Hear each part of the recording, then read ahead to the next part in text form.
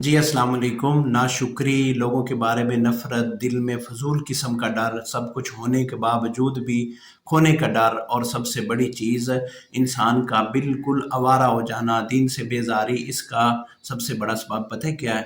اللہ رب العالمین قرآن پاک میں فرماتے ہیں کہ جب انسان ہمارے ذکر سے منہ موڑ لیتا ہے، دور ہو جاتا ہے، تو ہم اس کے اوپر ایک شیطان مسلط کر دیتے ہیں۔ تو وہ شیطان انسانوں میں سے ہو سکتا ہے، جنات میں سے بھی ہو سکتا ہے۔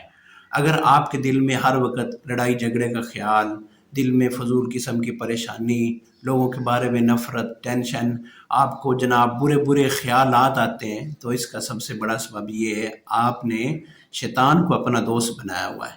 اس کا سب سے آسان نسخہ اور دعا یہ ہے، آپ اللہ کا ذکر کریں۔ آپ جتنا اللہ کا ذکر کریں گے، جتنا اللہ کے قریب ہوں گے، اتنا شیطان آپ سے دور بھاگے گا، آپ شیطان سے دور ہوتے جائیں گے، اور آپ جتنا شیطان سے دور ہوں گے اتنا آپ کی زندگی میں اطمینان، سکون، راحت آئے گی۔